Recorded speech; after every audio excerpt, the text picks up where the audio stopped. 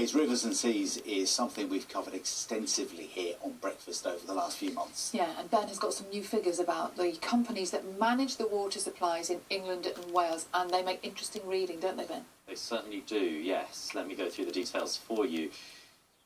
The water industry in England and Wales was privatised more than 30 years ago, and since then the 10 water firms have paid shareholders nearly £73 billion in dividends, according to a new report from the University of Greenwich. The regulator Ofwat disputes the figures, which have emerged as the state of our rivers and seas is under intense scrutiny. Vishal Sripathma reports. A demonstration in Sussex over the weekend. Dame Kelly Holmes joined protesters angry at the continuing poor quality of bathing water. Last weekend, I'm on the River Redway. I do paddleboarding and I love it. I love it for my fitness and my well-being. But it was disgusting. The smell and the colour of it. And I thought, something's not right. You come for a nice day out on the beach, they put red flags up because the water's not clean enough. I mean, how is that right? Is that not meant to be for us to enjoy? Sewage spills in England's rivers and seas by water companies more than doubled in 2023, with environmental campaigners blaming a failure to fix leaky pipes and other damaged infrastructure.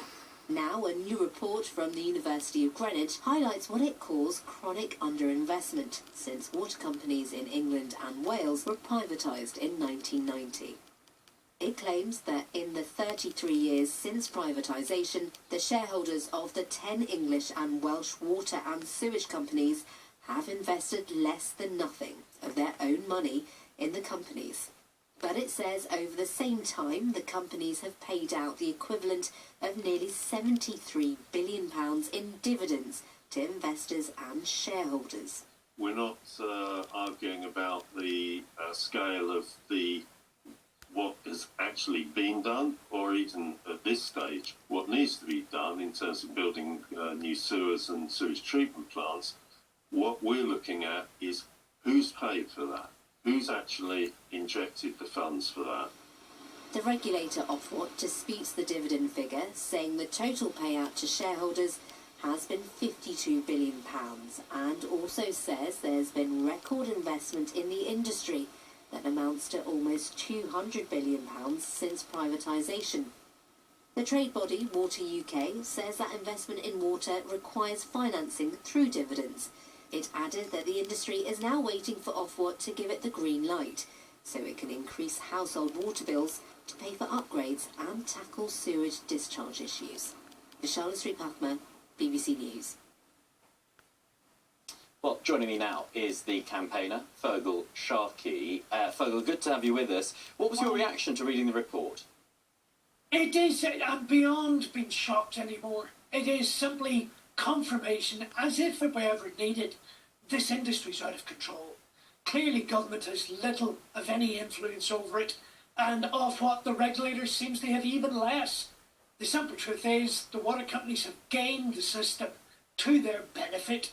They've taken our money, and by the way, bills have gone up already by 60% in real terms since privatisation. They've taken our money, which we gave them in good faith, to invest in infrastructure, in water supply, and none of that's happened. It's simply gone to benefit their shareholders and drive their corporate greed and profiteering. Yet the water companies insist they have poured hundreds of millions, if not billions, into improving the infrastructure. The government, Ofwat and Water UK say that investment is double the levels now compared to what it was before privatisation. Well, I think the facts speak for themselves. As we know, last year water companies spent more time than ever dumping sewage into the environment. We know that they leak about 20-25% of all of the water they supply every day. And as we speak, in the last 2 weeks, the perfect examples: 30,000 homes in East Sussex without water, businesses have to shut, hotels, bars, restaurants. During the week we had United Utilities dumping sewage into Lake Windermere and then announce over £500 million profit. And at this very minute, people in Brixham having to boil water. The industry can say what it likes, but the reality in people's experience is very different from what the industry have to say. Quite frankly, privatisation has been a scam, and we've been had. In which case, if that's your take on the system as it currently stands, what do you think the answer is? What would improve things? Oh, well, listen, today we know that Thames Water has been teetering on the brink of bankruptcy.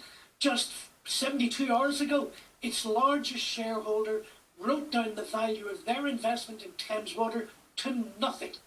They, the largest shareholder, think that company is now worthless. The truth is, government needs to intervene. It needs to put Thames Water into special administration this morning and indeed put the regulator Ofwat into special measures. In fact, if I was the Secretary of State, I would be having a conversation with the chair of Ofwat right now, removing the chair and the board. It has proved itself to have the same value as Thames Water, and that, according to the largest shareholder, would appear to be nothing. Okay. Fogel, thank you very much for joining us on Breakfast this morning. Fogel Sharkey there, Environmental and Water Campaigner. Sally, John. Ben, thank you.